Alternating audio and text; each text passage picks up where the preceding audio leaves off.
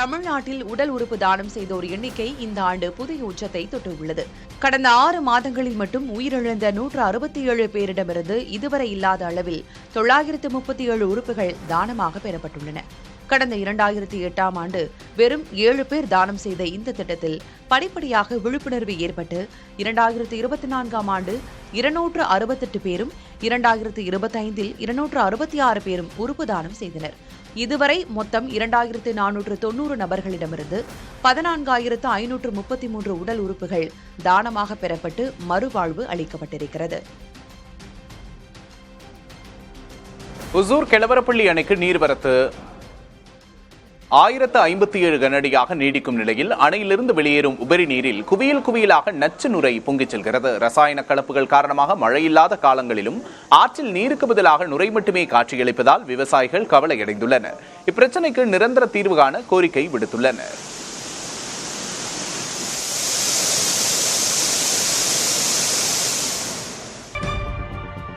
சென்னையில் போக்சோ வழக்கில் கைதான நபர் போலீஸ் பிடியிலிருந்து தப்பி ஓடிய சம்பவம் அதிர்ச்சியை ஏற்படுத்தியுள்ளது. அம்பத்தூரில் சிறுமிகளை மிரட்டி பாலியல் தொல்லை கொடுத்த வழக்கில் ராஜா என்பவர் கைது செய்யப்பட்டார். புழல் சிறையில் அடைக்கப்பட்ட அவருக்கு உடல்நலக்குறைவு ஏற்பட்டதால் ஸ்டான்லி அரசு மருத்துவமனையில் அனுமதிக்கப்பட்டிருந்தார். இந்நிலையில் மருத்துவமனையிலிருந்து காவல்துறையினரை ஏமாற்றிவிட்டு ராஜா தப்பி ஓடினார். இதையடுத்து ராஜாவை தேடும் பணியில் காவல்துறையினர் ஈடுபட்டுள்ளனர். வேலூரில் நீடிக்கும் கடும் வெயில் மற்றும் வெப்ப அலையின் காரணமாக அடுக்கம்பாறை அரசு மருத்துவக் கல்லூரி மருத்துவமனையில் சிறப்பு வார்டுகள் அமைக்கப்பட்டுள்ளன. 17 ஆண்டுகளுக்கு பிறகு ஜூலை மாதத்தில் அதீத வெயில் வாட்டி வரும் நிலையில் பொதுமக்கள் மதிய நேரங்களில் அத்தியாவசியமின்றி வெளியே செல்ல வேண்டாம் என்று மாவட்ட நிர்வாகம் அறிவுறுத்தியுள்ளது. வெயில் இந்த வருஷத்தை போல வெயில் போன வருஷம் கூட இல்லை. அவ்வளவு வெயில், இந்த ஆடி மாசம் கூட வெயில் தான். ஓவர் வெயில் அடிக்குது, உடம்பே தாங்க மாட்டேங்குது. கூட நைட்ல தூங்கவே முடியறதில்ல, அவ்வளவு ஒரு வேக்காடு. எப்பவுமே இந்த வேலூர்ன்றவே வெயில் அதிகம் தான். ஆனா இருந்தாலும் இந்த இயர் மட்டும் ரொம்ப வெயிலா இருக்கு சார். எங்கேயுமே போக முடியல, வர முடியல. நீங்களே பார்த்துருப்பீங்க, ரொம்ப வண்டியில எங்கேயுமே போக முடியல சார். ரொம்ப வெயில் சார். கீழடி 11ஆம் கட்ட அகழாய்வில் ஒரே குழியில் மூடிய செங்கல் வடிகால், பீப்பாய் மற்றும் சுருள் வடிவ குழாய்கள் என்று 3 வகை வடிகால் அமைப்புகள் முதல் முறையாக கண்டறியப்பட்டுள்ளன. 2600 ஆண்டுகளுக்கு முன்பு நெசவு தொழில் சிறப்பாக நடைபெற்றதற்கான சான்றாக இந்த மேம்பட்ட வடிகால் கட்டமைப்பு தொல்லியல் ஆராய்ச்சியாளர்களிடையே பெரும் ஆச்சரியத்தை ஏற்படுத்தியுள்ளது. மதுரை சூரப்பட்டியில் பாலாற்றின் குறுக்கே தடுப்பணை உயரத்தை அதிகரிக்க கோரும் அரசின் முடிவை எதிர்த்து சிவகங்கை மாவட்ட விவசாயிகள் சிங்கமுனரி வட்டாட்சியர் அலுவலகத்தை முற்றுகையிட்டு காத்திருப்பு போராட்டத்தில் ஈடுபட்டுள்ளனர். தங்களது கோரிக்கைகளை அதிகாரிகள் ஏற்றுக்கொள்ளவில்லை என்று கூறி வட்டாட்சியர் அலுவலகத்தில் அமர்ந்தும் படுத்தும் காத்திருப்பு போராட்டத்தில் ஈடுபட்டனர். சேலத்தில் விடுதலை சிறுத்தைகள் கட்சித் தலைவர் திருமாவளவனின் சுவர் ஓவியம் மற்றும் மாநாட்டு விளம்பரம் மீது மர்ம நபர்கள் வெள்ளை பெயிண்ட் ஊற்றிச் சென்றதால் பரபரப்பு ஏற்பட்டது. இதனை கண்டித்து விசிகவினர் புதிய பேருந்து நிலையம் எதிரே சாலை மறியலில் ஈடுபட்டனர். தகவலறிந்து வந்த காவல்துறையினர் சம்பந்தப்பட்ட நபர்கள் மீது நடவடிக்கை எடுக்கப்படும் என்று உறுதியளித்ததை அடுத்து மறியல் கைவிடப்பட்டது.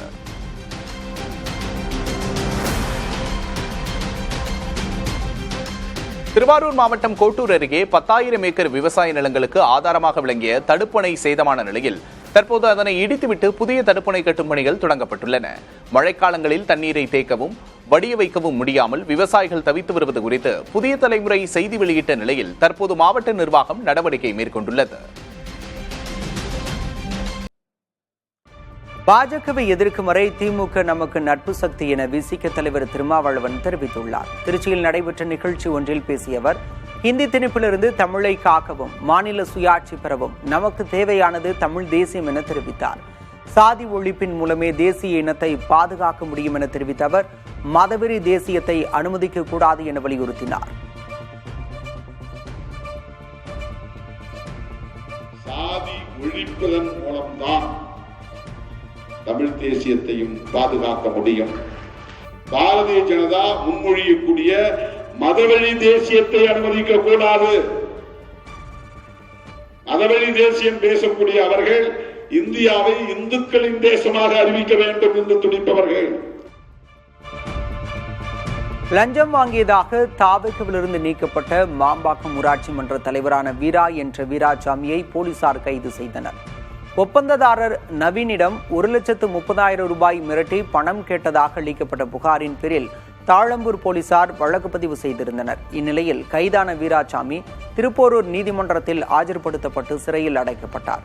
முன்னதாக லஞ்சம் வாங்கியதாக கூறப்படும் வீடியோ வெளியானதை தொடர்ந்து வீராசாமி தாவேகவின் அனைத்து பொறுப்புகளிலிருந்தும் நீக்கப்பட்டிருந்தார்.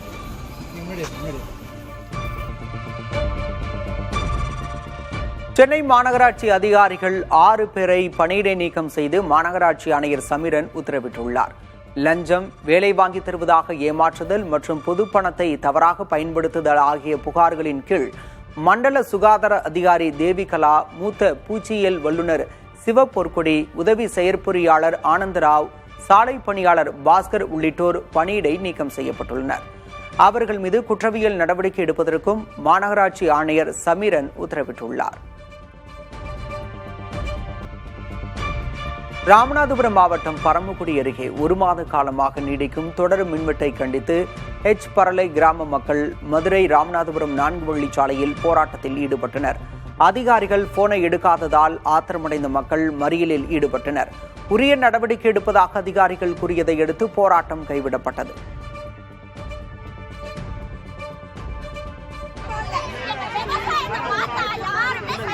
ராமநாதபுரம் அருகே வெள்ளரி பயிர்களை சேதப்படுத்தும் மாடுகளை கட்டுப்படுத்த நடவடிக்கை எடுக்க கோரி ராஜசூரியமடை கிராம மக்கள் கிழக்கு கடற்கரை சாலையில் முட்களை போட்டு மறியலில் ஈடுபட்டனர். ஆட்சியரிடம் மனு அளித்தும் நடவடிக்கை எடுக்கவில்லை என குற்றம் சாட்டினர். இந்த போராட்டத்தால் போக்குவரத்து பாதிக்கப்பட்டது.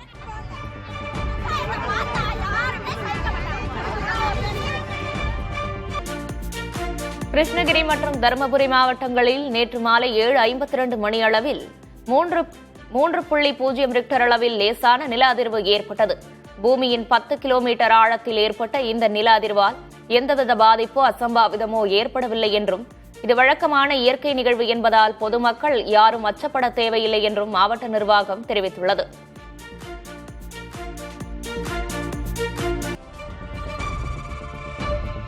முதல்வரோ அமைச்சர்களோ கூட இன்னும் சபரிவர்மன் குடும்பத்துக்கு ஆறுதல் கூறவில்லை என்று திமுக எம்பி கனிமொழி குற்றம் சாட்டியுள்ளார். நாகர்கோவிலில் காவல் மரணமடைந்த சபரிவர்மன் குடும்பத்தாருக்கு நேரில் ஆறுதல் கூறிய அவர் அதனைத் தொடர்ந்து செய்தியாளர்களை சந்தித்தார். அப்போது சபரிவர்மன் குடும்பத்துக்கு இதுவரை எந்தவித நிவாரணமும் வழங்கப்படவில்லை என்று வேதனை தெரிவித்தார்.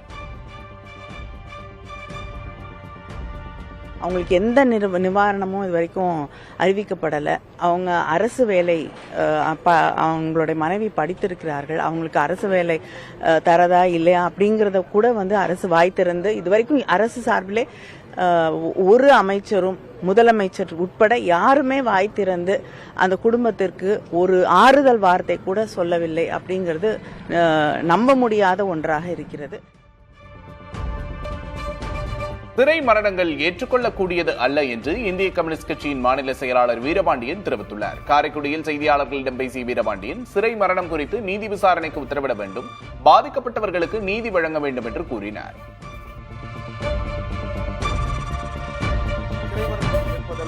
ஏற்கக்கூடியதல்ல. எங்கள் கட்சியின் சார்பில் நாங்கள் அதிகாரப்பூர்வமாக அறிக்கை விட்டிருக்கிறோம். நீதி விசாரணைக்கு உத்தரவிட வேண்டும், பாதிக்கப்பட்டவர்கள் யாராக இருந்தாலும் அவர்களுக்கு நீதி வழங்க வேண்டும், குற்ற நடவடிக்கைகளில் யார் ஈடுபட்டாலும் அவர்கள் சட்டத்தின் முன் நிறுத்தப்பட வேண்டும், தண்டிக்கப்பட வேண்டும் என்பது எங்கள் நிலை. லாக்அப் மரணங்கள் கூடாது.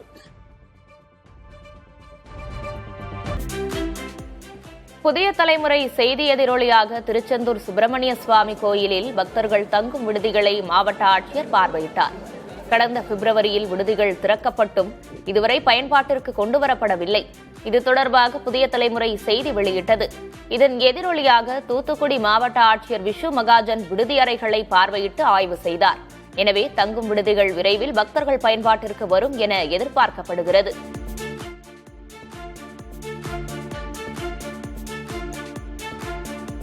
வேளாங்கண்ணி பேராலய உத்திரிய மாதா திருவிழாவின் முக்கிய நிகழ்ச்சியான பெரிய தேர் பவனியில் பல்லாயிரக்கணக்கானோர் கலந்து கொண்டனர். பாரம்பரிய முறைப்படி மும்பை வசாய் பகுதியைச் சேர்ந்த கிறிஸ்தவ மீனவ பெண்கள் இந்த தேரை சுமந்து சென்றனர். வேளாங்கண்ணியின் முக்கிய வீதிகள் வழியாக நடைபெற்ற தேர் பவனியில் 50,000க்கும் மேற்பட்ட பக்தர்கள் பங்கேற்று மலர்களை தூவி பிரார்த்தனை செய்தனர். வண்ணமிகு வான வேடிக்கையுடன் தேர் பவனி நிறைவடைந்தது.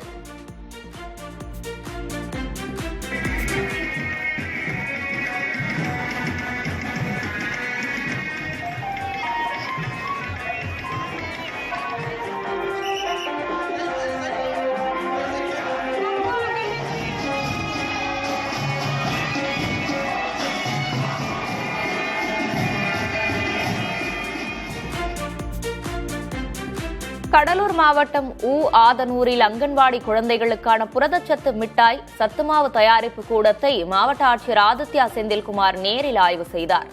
தொடர்ந்து விருதாச்சலம் புறவழிச்சாலையில் விபத்துகளை தவிர்க்க பொன்னேரி பகுதி ஆக்கிரமிப்புகளை அகற்றி சாலைகளை விரிவுபடுத்தவும் அதிகாரிகளுக்கு அறிவுறுத்தினார்.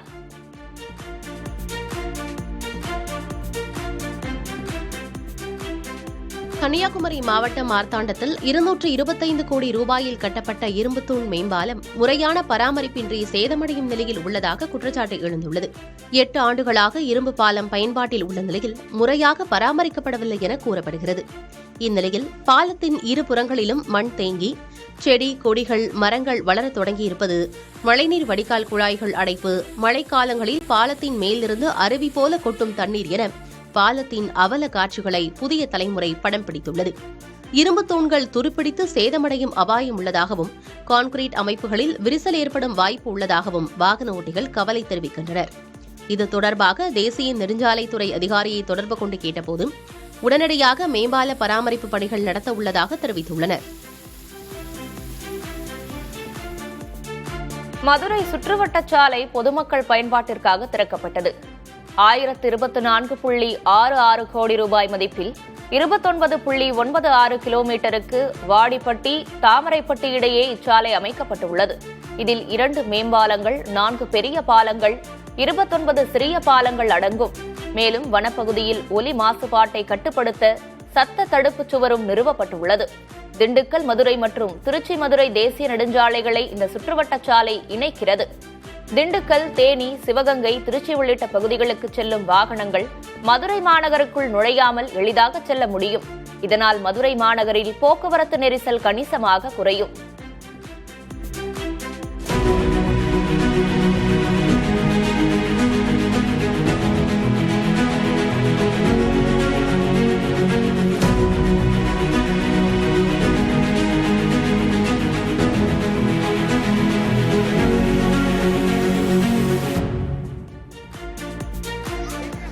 ஆடி மாதம் தொடங்க உள்ள நிலையிலும் திருத்தணியில் அனல் காற்று வீசுவதால் பொதுமக்கள் அவதியடைந்துள்ளனர். கோடைக்கால வெயிலை மிஞ்சும் அளவில் பகல் நேரங்களில் வெயில் வாட்டி வதைத்து அனல் காற்று வீசுகிறது. கடந்த சில நாட்களாக 100 டிகிரியை தாண்டி வெயில் சுட்டெரித்து வருவதால் பொதுமக்களின் இயல்பு வாழ்க்கை பாதிக்கப்பட்டுள்ளது.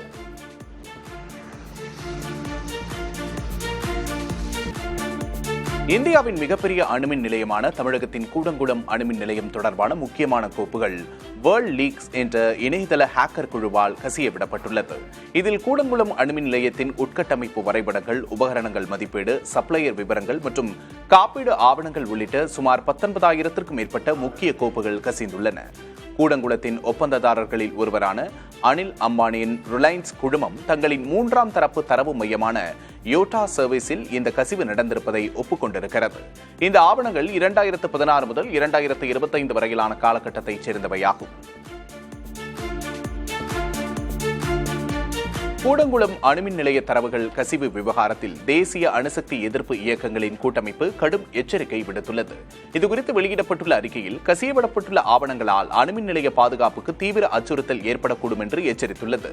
இந்த தரவு கசிவு குறித்து உடனடியாக ஒரு விசாரணை ஆணையம் அமைத்து மத்திய அரசு விசாரிக்க வேண்டும் என்றும், அணுசக்தி துறையை தனியார் மயமாக்கும் முயற்சிகளை கைவிட வேண்டும் என்றும் தேசிய அணுசக்தி எதிர்ப்பு இயக்கங்களின் கூட்டமைப்பு வலியுறுத்தியுள்ளது. கூடங்குளம் அணுமின் நிலையம் தொடர்பாக வெளியான தகவல் கசிவு குறித்து அணுமின் கழகம் விளக்கமளித்துள்ளது. அணுமின் நிலையத்தின் 3வது மற்றும் 4வது அணு உலைகள் தொடர்பான வெளியானவை அணு பாதுகாப்பு தொடர்பான ரகசிய தகவல்கள் அல்ல என்றும், அணு உலைகளின் பாதுகாப்பு அமைப்புகள் எந்த வகையிலும் பாதிக்கப்படாமல் செயல்பாடுகள் வழக்கம் போல பாதுகாப்பாக நடைபெற்று வருவதாகவும் விளக்கமளித்துள்ள அணுமின் கழகம் தகவல் கசிவு தொடர்பாக சம்பந்தப்பட்ட அமைப்புகள் விசாரணை நடத்தி வருவதாக தெரிவித்துள்ளது. குதிரைப்பேர வழக்கில் கைது செய்யப்பட்டுள்ள 3 பேரையும் காவலில் வைத்து விசாரிக்க சென்னை முதன்மை அமர்வு நீதிமன்றம் அனுமதி அளித்துள்ளது. 3 பேரையும் காவலில் எடுத்து விசாரிக்க கோரிய திருவல்லிக்கேணி போலீசாரின் மனுவை விசாரித்த நீதிபதி எஸ். கார்த்திகேயன் 2 நாட்கள் காவலில் வைத்து விசாரிக்க அனுமதி அளித்ததோடு விசாரணைக்கு பின்பு நாளை 3வரையும் மீண்டும் நீதிமன்றத்தில் ஆஜர்படுத்த உத்தரவிட்டார்.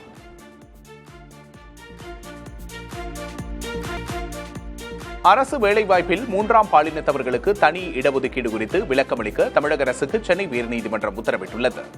மூன்றாம் பாலினத்தவருக்கு பிற்படுத்தப்பட்டோர், பட்டியலினத்தோர் உள்ளிட்டோருக்கான இடஒதுக்கீட்டில் உள்ஒதுக்கீடு வழங்காமல் கல்வி மற்றும் வேலைவாய்ப்பில் தனி இடஒதுக்கீடு வழங்க தமிழக அரசுக்கு சென்னை உயர்நீதிமன்றம் உத்தரவிட்டிருந்தது. இதனை எதிர்த்து தமிழக அரசு தரப்பில் தாக்கல் செய்த மேல்முறையீட்டு மனு விசாரணைக்கு வந்தது. அப்போது கர்நாடகாவில் அரசு வேலைவாய்ப்பில் மூன்றாம் பாலினத்தவருக்கு 1 விழுக்காடு தனி இடஒதுக்கீடு வழங்கப்படுவதாகவும் அதே நடைமுறையை தமிழகத்திலும் பின்பற்றலாம் என்று மூன்றாம் பாலினத்தவர்கள் தரப்பில் தெரிவிக்கப்பட்டது. இதனையடுத்து தமிழகத்தில் மூன்றாம் பாலினத்தவர்களுக்கு சிவில் சர்வீஸ் மற்றும் அரசு வேலைவாய்ப்பில் தனி இடஒதுக்கீடு குறித்து ஆகஸ்ட் 4ஆம் தேதிக்குள் விளக்கமளிக்க தமிழக அரசுக்கு நீதிபதிகள் உத்தரவிட்டனர். தமிழகத்தில் மீண்டும் மணல் குவாரி அமைக்கும் முடிவை ரத்து செய்துவிட்டு வெளிநாட்டு மணலை இறக்குமதி செய்ய வேண்டும் என்று வலியுறுத்தி கரூர் மாவட்ட ஆட்சியரிடம் சமூக ஆர்வலர்கள் கோரிக்கை விடுத்துள்ளனர்.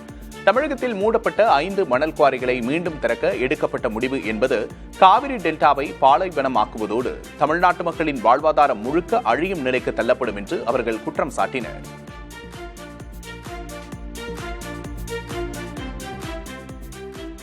தமிழ்நாட்டில் கருத்து கேட்பு கூட்டம் நடத்தப்பட்டுள்ள 5 புதிய மணல் குவாரிகளை தமிழ்நாடு அரசு திறப்பதாக தற்போது அறிவித்துள்ளது. மேலும் கடந்த காலம் போல் மணல் குவாரிகளில் முறைகேடு நடைபெறாமல் தடுக்க ஒன்றிய அரசினுடைய பாஸ்கராச்சாரியா கண்காணிப்பு குழுமத்தை பயன்படுத்தப் போவதாகவும் தெரிவித்துள்ளது. இதை தமிழ்நாடு அரசு இந்த கொள்கை முடிவை ரத்து செய்ய வேண்டும் என்று கேட்டுக்கொள்கிறோம்.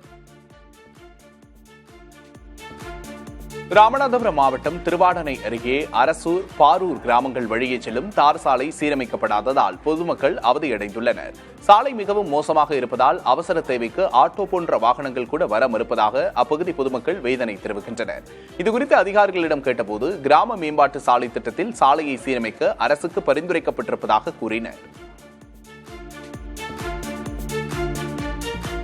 தூத்துக்குடி மாவட்டம் ஸ்ரீவைகுண்டம் அரசு மருத்துவமனையில் சர்க்கரை நோயாளிகளுக்கான இரத்த நீர் ஆய்வு செய்யும் இயந்திரம் கடந்த 15 நாட்களாக பழுதடைந்திருப்பதாக புகார் எழுந்துள்ளது. இதனால் தினமும் சிகிச்சைக்கு வரும் 50க்கும் மேற்பட்ட நோயாளிகள் அவதியடைந்து வருவதாக கூறப்படுகிறது. பழுதான இயந்திரத்தை உடனடியாக சரி செய்ய வேண்டும் என்று சர்க்கரை நோயாளிகள் கோரிக்கை விடுத்துள்ளனர். ஒரு இயந்திரம் மட்டுமே பழுதாகி இருப்பதாக தலைமை மருத்துவர் விளக்கம் அளித்துள்ளார். மதுரை அவனியாபுரம் கட்டிட தொழிலாளி கொலை வழக்கை சிபிசிஐடிக்கு மாற்றக்கோரிய மனுவை விசாரித்த உயர்நீதிமன்ற மதுரை அமர்வு இந்த விசாரணையை மாநகர காவல்துறை துணை ஆணையர் வசம் ஒப்படைத்து உத்தரவிட்டுள்ளது. நிகழ்விடத்தில் 4 பேர் விரட்டிச் செல்லும் சிசிடிவி காட்சிகள் உள்ளதால் வீடியோ ஆதாரங்களை காவல்துறையிடம் வழங்க மனுதாரர் தரப்புக்கு உத்தரவு பிறப்பிக்கப்பட்டுள்ளது. அரசு மருத்துவமனையில் கடந்த 55 நாட்களாக வைக்கப்பட்டுள்ள உடலை பெற்றுக்கொள்ளவும் நீதிபதி விக்டோரியா கௌரி உத்தரவிட்டு வழக்கை முடித்து வைத்தார். வாணியம்பாடி அருகே 7 மணி நேரத்திற்கும் மேலாக நீடித்த மின் தடையால் ஆத்திரமடைந்த மக்கள் பெருமாள்பேட்டை துணை மின் நிலையத்தை முற்றுகையிட்டனர். மின்மாற்றி பழுது குறித்து அதிகாரிகள் மற்றும் காவல்துறையினரிடம் இளைஞர்கள் வாக்குவாதத்தில் ஈடுபட்டனர். உடனடியாக மின் இணைப்பு வழங்கப்படும் என உதவி செயற்பொறியாளர் உறுதியளித்ததை அடுத்து கலைந்து சென்றனர்.